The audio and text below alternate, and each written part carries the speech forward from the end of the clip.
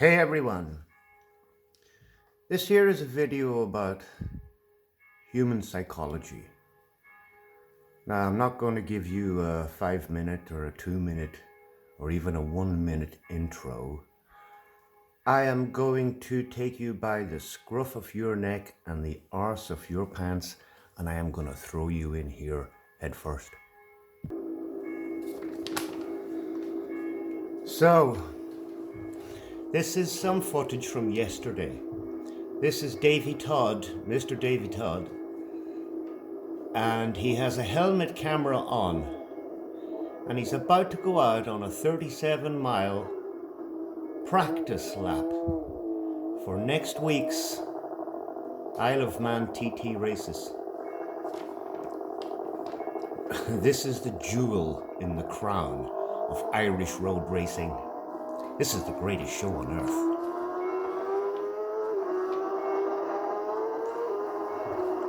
This is yesterday afternoon. Now they go out in the evening after the roads have been closed off to the public. They take off about 5 o'clock. Lucky today there's a little bit of cloud. You're not going to get the sun in your eyes.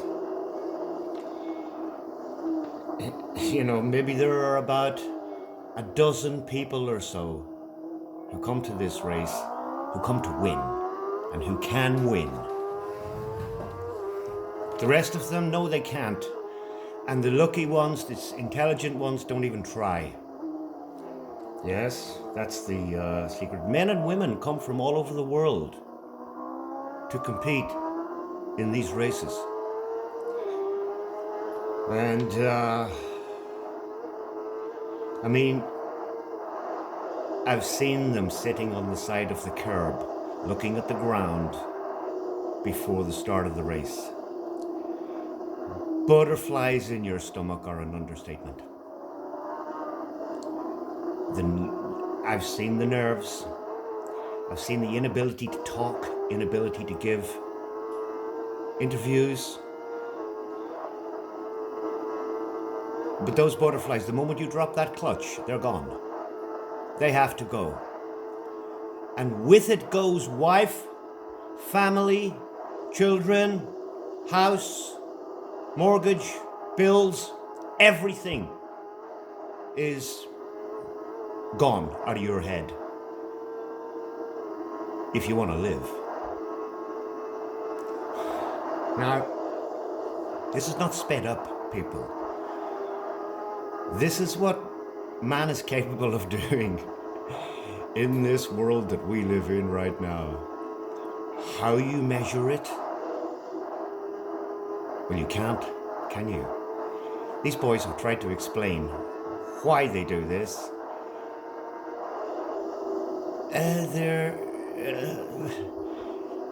There's no words at the end of the day. You cannot stop them. It's in your blood. Right? I mean, one error and death awaits. And if you're not going absolutely flat out all the time, someone's going to pass you. So these guys are actually, this might sound a little bit weird to you, but I can tell these guys are not really going flat out. They're going kind of slow. Because this is practice week. The race is next week. You really want to know the circuit. They know the circuit very well, but it's never the same 2 years running. You got to know where every bump is. Now, everything is trying to kill you. Trees, houses, walls, telegraph poles, curbs, wet grass. Death awaits. Now, I've seen them coming braking hard down into a corner, down through the gears, down into second gear corner, and they drop the bike and they roll along the road and bang into the barriers, and they get up and they walk away. That happens regularly. But when you're hitting 210 miles per hour past someone's bedroom window, one mistake and it's over. Now, since this race since the inception of this race in 1907, and it's ran every year since 1907, apart from like World War I, World War II, and that thing that happened 4 years ago where they closed the world down. There's only been 1 year that no one got hurt. Since the inception of this race, 267 people have lost their lives. But they won't stop. They know the danger. They won't stop. The most successful man ever around here was Joey Dunlop with 26 wins. He said, if your leathers that you're wearing are not scraping the walls and the ditches, you're not going fast enough. Yeah. Yeah. I mean, I'm guilty of this too. I did this. Not like this, but when we were kids, we raced every weekend. We raced every Sunday. Now, we did 125cc, 250cc bikes. The fastest we ever got to was maybe 100, 110 miles per hour. And we did it on open roads. The roads weren't closed for us. We did it illegally on open roads. All these guys come from that. From crazy, lunatic, illegal driving on open roads. This is how you get this skill. These guys are all ordinary working class men. Mechanics, plumbers, carpenters, builders, who are just fucking batshit crazy. These guys are not the sons and daughters of millionaires. Not like Grand Prix riders or Grand Prix drivers. I mean, these guys call Grand Prix racing car park racing. This is the ultimate man and machine against the elements.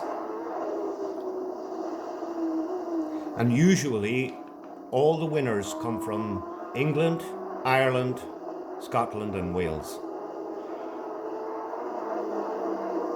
I mean, they're going through this village here at 180 miles per hour, 190 as they come out of it. Very rarely someone who's not from the British Isles wins. Like the odd Australian, the odd crazy New Zealander shows up and they just are impossible to beat, and they have come along and they have won. So a few foreigners have won this race, but generally this is Irish road racing. It's the Irish, the English, the Welsh and the Scots that are at the top of the heap when it comes to this lot. But all kinds of guys show up in their van with there's no money, there's no prize money for this. Yeah, a few grand, but nothing to even cover your expenses.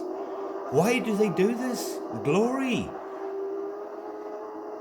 It either ends in glory or it ends in tears.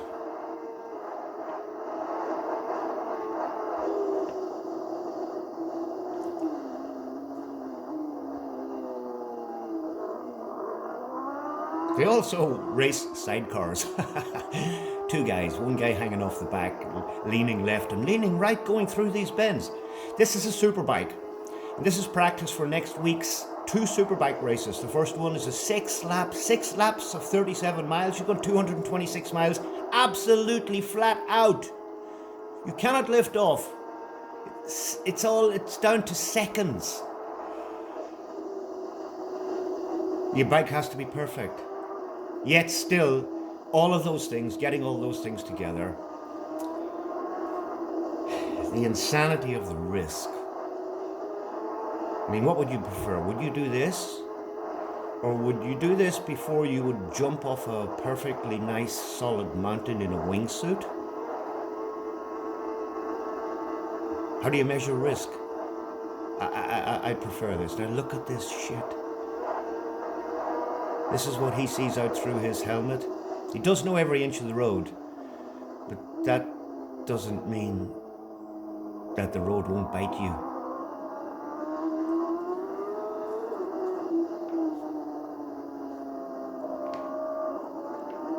So like all pets have to be kept indoors. Horses, sheep, farm animals have to be moved to about 1.5 miles away from the circuit. It has happened in the past where a horse jumped out in front of a guy. Both are in heaven right now. Last year, a guy got a pigeon in the face at 170 miles per hour. He stayed on the bike. You got to put it out of your head immediately. You got to keep going. Now, if you feel the slightest, tiniest little thing wrong with your bike, something not right, didn't go down through a gear properly, you touched the brake and it just didn't click like it, stop. Pull over on the side and don't continue. This is what the most experienced men will tell you. Because if your bike is not perfect and it's only a machine made by man, you're dead.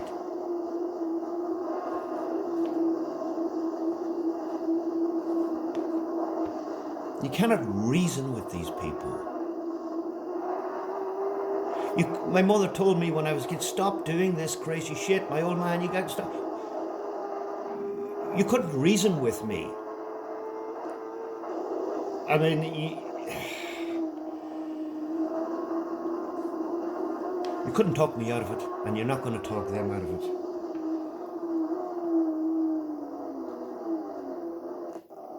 Now, I'll show you at the end of this a crash that happened.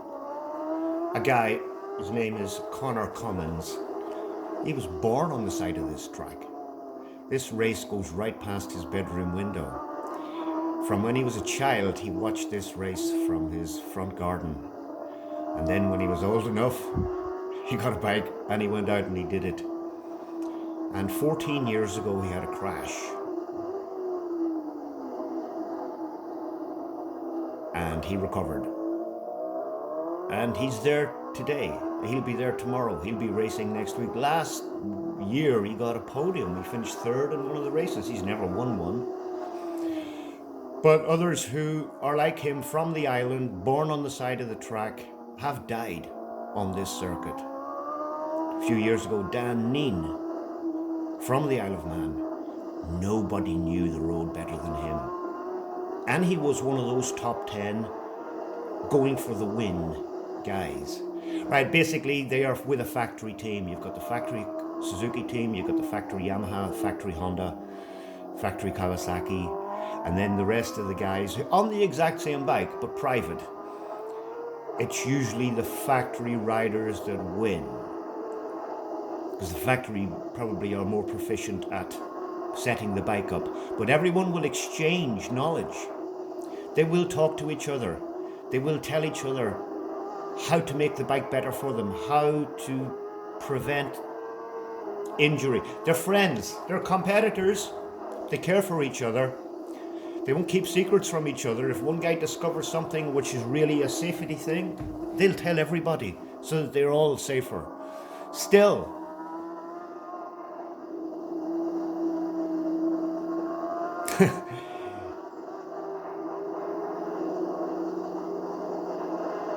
all the regrets and all the fear and all the apprehension is before the race.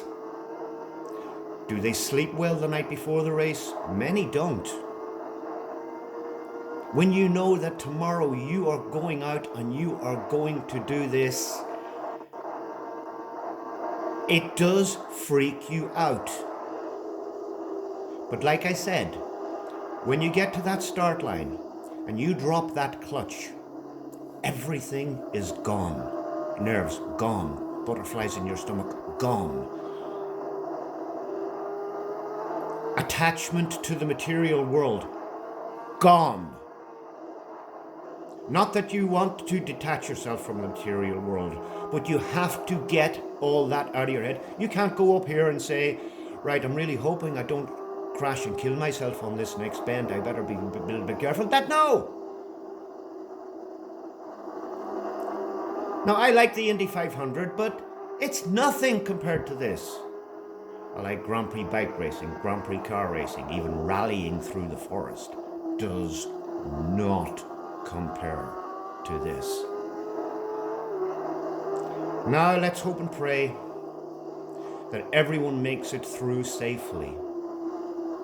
But like I said, there was only 1 year since the race's inception. that no one lost their life. It was 1981 or 1982. I think about 4 or 5 years ago, 8 people lost their lives in 1 week. 6 competitors and 2 tourists. Because there is come this Sunday, it's called Mad Sunday, where there is no speed limit on the island. And everybody and anybody who's got a fast bike or a fast car can come and go whatever speed they like around this circuit. So tourist competitors have died. The doctor who handles emergencies, who's also a biker, and he's also an ex-racer, and he's a medical professional, and he's been on the circuit with a bike on standby, waiting for an emergency to go. He went out on an emergency the year before last. He crashed, he died. So on Mad Sunday, people do die. But these idiots from the UK show up with Lamborghinis, Ferraris, McLarens, and they're allowed to go up here flat out over the mountain alongside bikes. It's all one way, no speed limit. And that can't even be stopped, right? Now, they tried to get the Isle of Man government to stop this a couple of years ago after all these deaths, because even like 2 years ago, 5 people died. A father and son lost their lives on a sidecar. They hit the gates of someone's house at 160 fucking miles per hour. Now, these superbikes are flat out acceleration for about 7% of the circuit. 7% only.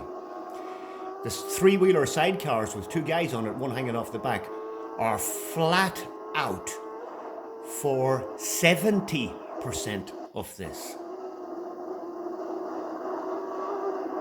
Because they can go around bends on 3 wheels without lifting off the accelerator, where the bikes have to lift off. They have to brake. They have to slow down.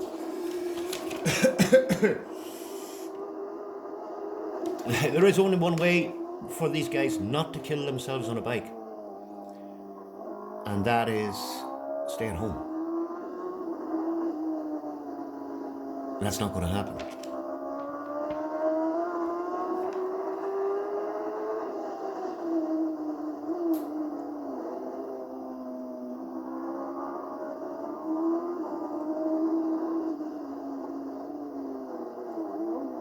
Some people live right on the very edge, you know.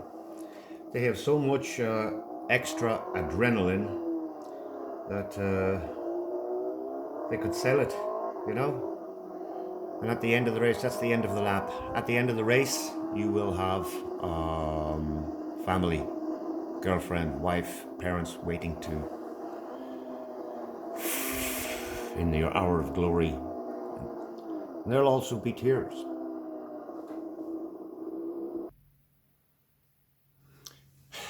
None of these men want to die in bed. That's for sure. Thoughts of them dying in bed don't enter the equation. The Dunlop family, Joey Dunlop crashed, he died, he lost his life. His brother Michael crashed and died. His brother William and Joey both died. William's son Michael crashed and died. And the brother-in-law, who was married to the sister, also crashed and died. Look at this. Here's Connor Cummins. He knows the circuit. He was born on it. He hit the wall in 2010. He didn't hit the wall. Luckily, he bounced over the wall. That's him there. And he's a real Mile of Man hero. He hasn't won a race yet, but he had said he got a 5th or 3rd place finish last year. He broke his back, his ribs, his arms, his legs. He's back at it. You can't stop him. He won't stop. His friends died. His neighbour, Dan Neen, died. There is still one Dunlop there. There's one of the Dunlops is left. His name is Michael. He's there to win. He won 22 times. His mother, she has suffered a hell of a lot. lost her husband, she lost one of her sons, and she sees her second son still doing it. He cannot stop.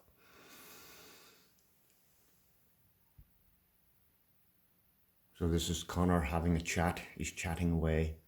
He's just explaining what I just explained to you. Yes, you injure yourself. You damage yourself. He bounced over that wall. He was lucky. Yeah.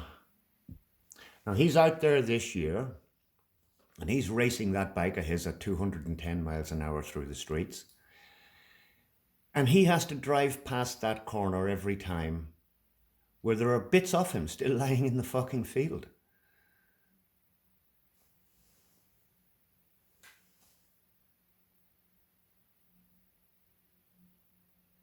You're going to talk him out of it? No. So, human psychology. There is no explanation that I can come up with.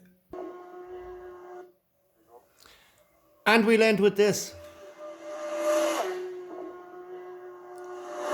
You do not want to even leave your toes or your toenails sticking out. Yeah? See y'all.